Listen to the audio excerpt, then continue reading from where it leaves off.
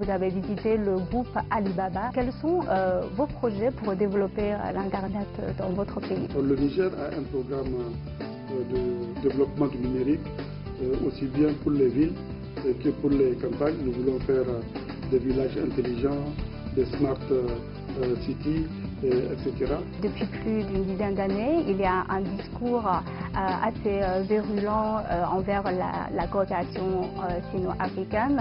Vous dites souvent ici en Chine qu'il faut chercher la vérité dans les faits.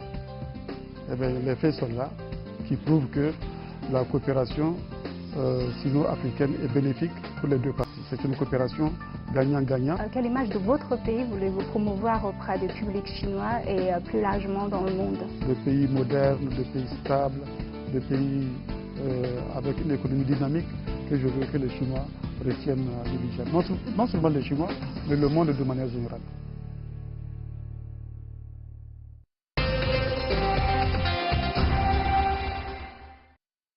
Bonjour Monsieur le Président, bienvenue en Chine. Bonjour. Vous avez eu un entretien avec votre homologue, le président chinois Xi Jinping. Quels sont les résultats de cet entretien? Écoutez, permettez-moi d'abord de profiter de votre question pour renouveler mes remerciements au président Xi Jinping, au gouvernement et au peuple chinois pour l'accueil chaleureux et amical qui nous a été réservé à l'occasion de la présente visite d'État.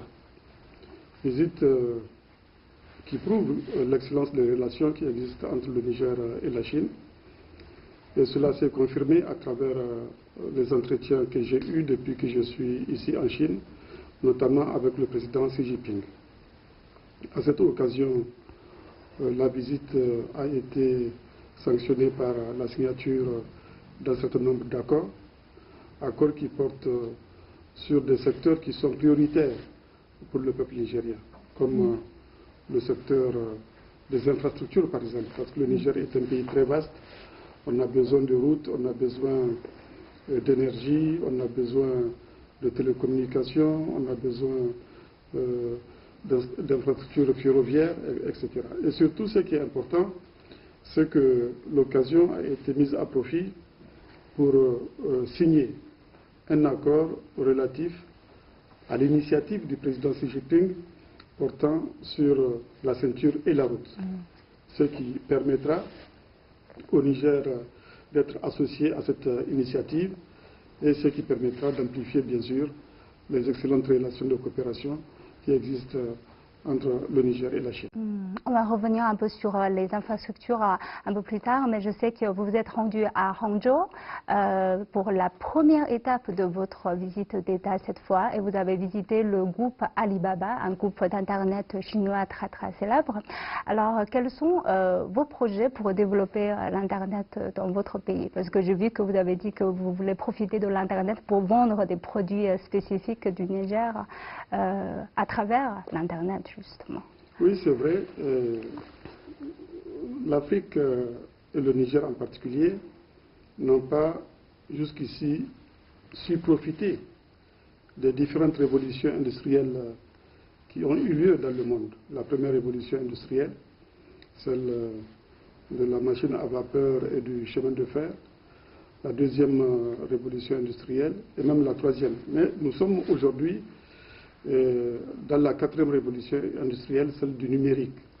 Et nous ne voulons pas être en marge de cette révolution numérique. C'est pour cela que dans mon programme, j'ai prévu de visiter Alibaba. Et cette visite a été très bénéfique pour moi. J'ai constaté à quel point ce groupe est un groupe innovant. Il y a beaucoup d'innovations qui sont en cours dans le domaine du numérique. Or, le Niger a un programme de développement du numérique, aussi bien pour les villes que pour les campagnes. Nous voulons faire des villages intelligents, des smart cities, etc. Et une coopération va certainement s'établir entre le groupe Alibaba et le Niger dans ce domaine. C'est comme Huawei également, qui est un des géants du secteur du numérique que j'ai pu visiter hier ici même à Pékin. Et avec toutes ces sociétés, nous souhaitons collaborer afin que nous puissions profiter de cette révolution extrêmement importante pour les peuples. Parce que j'ai vu que le responsable d'Alibaba a exprimé à cette occasion de dire que dans cette révolution-là, tous les pays sont de point un peu égal, en fait, même si et les pays qui sont un peu en retard pour le moment sont très facilement rattrapés. Ce n'est pas comme le cas des 3 révolutions industrielles précédentes. Donc vous êtes très confiant sur l'avenir de cela? Ils ont tout à fait raison de le dire. C'est vrai que les 3 premières révolutions industrielles n'ont pas été appropriées par un certain nombre de pays, mais j'espère que la révolution industrielle a cette différence qu'elle est à la portée de tout le monde, aussi bien à la portée de ceux qui vivent en milieu urbain que de ceux qui vivent en milieu rural. Il suffit que ceux du milieu rural puissent avoir accès à Internet. Et au Niger, nous sommes en train de mettre en place les infrastructures qu'il faut afin que tous les Nigériens puissent effectivement y avoir accès. Et vous êtes venu en Chine l'année dernière pour participer au sommet du Forum sur la coopération sino-africaine. Donc, et la Chine et le Niger ont signé beaucoup d'accords de coopération dans ce cadre. Comment sont les avancées sur ces accords jusqu'aujourd'hui? Oui, c'est vrai. L'année dernière, à l'occasion du Forum Chine-Afrique, j'ai eu l'occasion de m'entretenir avec le président Xi Jinping. À l'occasion de cet entretien, on a eu à signer des accords et le bilan qu'on peut en faire, c'est que tous les accords que nous avons signés avec la Chine sont soit exécutés, soit en cours d'exécution. Ce qui montre que la Chine est un bon partenaire. La Chine tient ses promesses et je me félicite donc de l'avancée de la coopération entre les 2 pays. Alors, je sais qu'au mois de mars, vous étiez présent au début du travaux sur la plus grande centrale hydraulique du Niger. Comment avance le chantier aujourd'hui et quelle importance, quelles seront, selon vous, les retombées de cette construction? Oui, c'est vrai, j'imagine que vous faites allusion au projet de barrage de Kandaji. Le barrage qui permettra de mettre en place une centrale hydroélectrique dans le pays. Et les travaux sont confiés effectivement à une entreprise chinoise, une entreprise qui a toutes les compétences pour exécuter le contrat. C'est une entreprise qui a déjà participé ici même en Chine à des travaux de réalisation de barrages comme le barrage des 3 Gorges que j'ai eu l'honneur de visiter il y a de cela quelques années. Les retombées de ce barrage sont extrêmement importantes. D'abord, c'est un barrage qui permettra au Niger d'avoir de l'énergie à faible coût, mais au-delà de l'énergie, il s'agit d'un vaste projet, d'un projet structurant qui prévoit beaucoup d'objectifs de développement au niveau local et qui prévoit aussi une forte contribution à la mise en œuvre de notre politique agricole qu'on appelle Initiative 3N, les Nigériens nourrissent les Nigériens, dans la mesure où il est prévu d'aménager beaucoup de terres le long du fleuve Niger. C'est un fleuve qui traverse le Niger sur 500 km et le long duquel il y a un potentiel de terres irrigables d'environ 150 000 hectares et le barrage nous permettra de mobiliser à terme ces 150 000 hectares dans le cadre de l'irrigation et donc dans le cadre de l'initiative 3e, les Nigériens nourrissent les Nigériens. Ça veut dire quoi? Ça veut dire que ce projet est un outil extrêmement important de lutte contre la pauvreté. Vous savez, comme en Chine, notre objectif est d'éliminer la pauvreté à terme. Nous avons fait déjà beaucoup d'efforts dans ce sens depuis 2011. En 2010, au Niger, 63% des Nigériens vivaient en dessous du seuil de pauvreté. Aujourd'hui, nous avons pu réduire le nombre de pauvres à 38%. C'est encore trop élevé.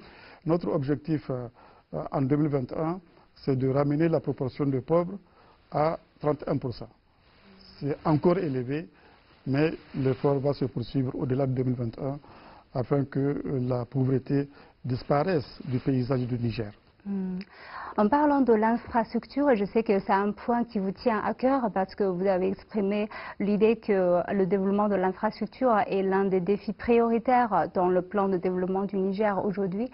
Et vous avez évoqué tout à l'heure que vous avez signé cette fois l'initiative Ceinture et Route avec la Chine. Donc envisagez-vous d'autres projets de développement d'infrastructures avec la Chine? Bien sûr, nous avons beaucoup d'autres projets de développement d'infrastructures. D'abord, dans le domaine de l'énergie, dans le domaine pétrolier, nous avons en perspective deux grands projets de pipes pétroliers. D'abord, un projet de pipe pour le transport de produits raffinés et un projet de pipe pour le transport du brut qui va être exporté. Ces deux projets qui sont structurants pour le Niger, ces deux projets qui vont apporter une forte contribution à la croissance économique du Niger.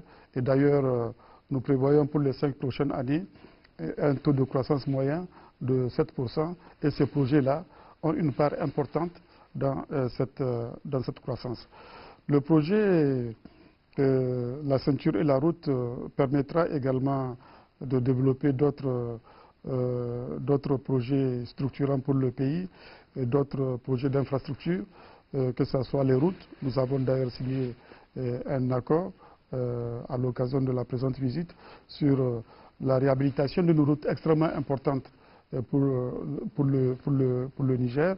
Et nous avons aussi en projet le développement des infrastructures ferroviaires dans le pays. Nous avons aussi l'intention de continuer à développer les infrastructures de télécommunications.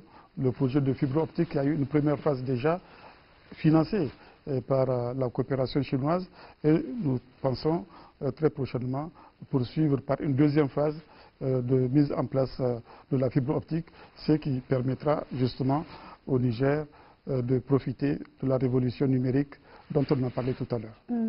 Je sais que vous travaillez beaucoup pour la participation du Niger dans la construction d'un réseau de transport régional et vous militez aussi beaucoup pour le plan de développement de l'infrastructure au niveau continental. Donc, est-ce qu'il y a des projets qui coïncident avec ce que vous avez prévu dans l'initiative Ceinture et Route? Oui, je crois que l'initiative Ceinture et la route au-delà du Niger concerne toute l'Afrique. L'Afrique, c'est un peu la partie relative à la route maritime de la soie qui va concerner l'Afrique et non pas la route de la soie, la route terrestre de la soie qui est la route que l'on connaît, la route historique. Et donc, cette initiative-là va permettre de manière générale à tous les pays africains de mettre en œuvre ensemble leur agenda, ce qu'on appelle l'agenda 2063, qui a été défini par l'Union africaine, qui prévoit un certain nombre de projets, parmi lesquels il y a le projet de zone de libre-échange continentale, il y a aussi le projet d'infrastructure, de développement d'infrastructures en Afrique, infrastructures ferroviaires, énergétiques, de télécommunications.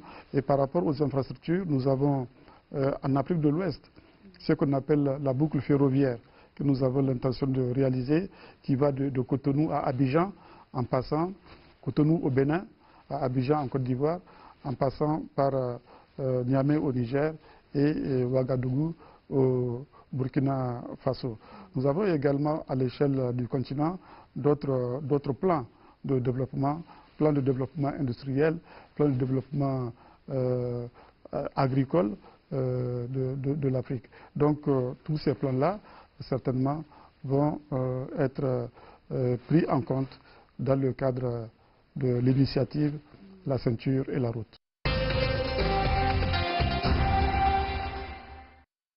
Vous avez visité le groupe Alibaba. Quels sont vos projets pour développer l'Internet dans votre pays? Le Niger a un programme de développement du numérique, aussi bien pour les villes que pour les campagnes. Nous voulons faire des villages intelligents, des smart cities, etc. Depuis plus d'une dizaine d'années, il y a un discours assez virulent envers la coopération sino-africaine. Vous dites souvent ici en Chine qu'il faut chercher la vérité dans les faits.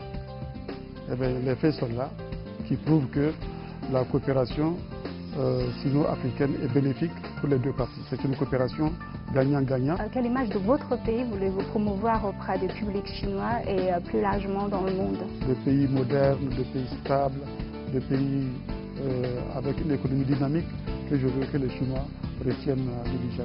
Non seulement les Chinois, mais le monde de manière générale. En fait, vous avez évoqué la zone de libre-échange continentale. Je sais que vous êtes un champion, vous vous présentez comme un champion de l'Union africaine et de cette zone de libre-échange continentale et vous militez beaucoup pour les échanges égaux entre les pays. Donc, parlons des échanges commerciaux. Quel regard portez-vous sur les échanges commerciaux entre la Chine et le Niger actuellement et plus largement avec l'Afrique? Les échanges entre la Chine et l'Afrique sont importants, je crois. La Chine est aujourd'hui le premier partenaire commercial de l'Afrique. C'est le plus grand investisseur, sinon même le premier investisseur également en Afrique. En ce qui concerne le niveau bilatéral entre la Chine et le Niger, nous ne sommes pas encore totalement satisfaits du niveau des échanges entre la Chine et le Niger. Il y a un potentiel extrêmement important qui existe, qu'il va falloir exploiter. Et nous avons décidé, avec le président Xi Jinping, d'exploiter au maximum ce potentiel qui existe d'échanges qui existent entre le Niger et la Chine. Dans quelle direction approximativement? J'ai déjà évoqué la question de l'énergie, l'accroissement de la production du pétrole qui sera exporté par des sociétés chinoises. Ça peut être dans le domaine de l'agriculture également, dans le domaine de l'agro-industrie. Il y a beaucoup de domaines qui peuvent porter cette coopération commerciale entre le Niger et la Chine. En fait, on sait que la relation entre la Chine et les pays africains comme le Niger commence dès l'indépendance des pays africains. Et à cette époque, les médias occidentaux saluent cette coopération plutôt comme une synergie sud-sud, une coopération sud-sud, mais on constate que depuis plus d'une dizaine d'années, il y a un discours assez virulent envers la coopération sino-africaine, en présentant quelquefois l'Afrique comme victime de cette coopération, où par exemple la stratégie de ceinture et route a été qualifiée par certains médias et chercheurs comme une stratégie néocolonialisme. Mais on voit bien qu'aujourd'hui, l'Afrique, comme le Niger, connaît un taux de croissance soutenu. Et la situation a beaucoup changé qu'il y a une dizaine d'années. Et pourquoi il y a toujours ce discours? Écoutez, moi je pense que le peuple africain et les dirigeants africains sont capables de discernement. Ils savent ce qui est bien et ce qui est mauvais pour eux. Et ils constatent que la Chine est notre premier partenaire commercial, le plus grand investisseur en Afrique. Ils constatent que grâce à la coopération chinoise, on a des routes, on a des infrastructures ferroviaires, on a des infrastructures énergétiques, on a des infrastructures hydrauliques, on a des hôpitaux. Ça, c'est concret. C'est concret. Et vous dites souvent ici en Chine qu'il faut chercher la vérité dans les faits. Eh bien, les faits sont là, qui prouvent que la coopération sino-africaine est bénéfique pour les deux parties. C'est une coopération gagnant-gagnant, ce n'est pas une coopération à somme nulle, comme Ça a été une tradition par le passé avec, dans le monde, dans le cadre des relations internationales. Maintenant, il faut de plus en plus prévoir une coopération gagnant-gagnant et non pas une coopération à somme nulle où il y a un qui gagne, l'autre qui perd. Et suite à vos commentaires, on constate aujourd'hui qu'il y a une montée de protectionnisme et de l'unilatéralisme. Donc, que pensez-vous du rôle de la coopération sino-africaine dans le contexte géopolitique actuel? Non, je pense que la coopération sino-africaine doit se poursuivre, doit se renforcer. Et d'ailleurs, votre question me donne l'occasion de dire que nous avons besoin d'une nouvelle gouvernance mondiale. Nous avons besoin d'une nouvelle gouvernance politique et économique. Nous avons besoin d'une gouvernance mondiale plus démocratique. Et par exemple, prenons le cas de la réforme du Conseil de sécurité. L'Afrique a une position qu'on appelle le consensus africain sur la réforme du Conseil de sécurité qui prévoit que l'Afrique puisse avoir 7 membres du Conseil de sécurité, dont 2 membres permanents avec droit de veto.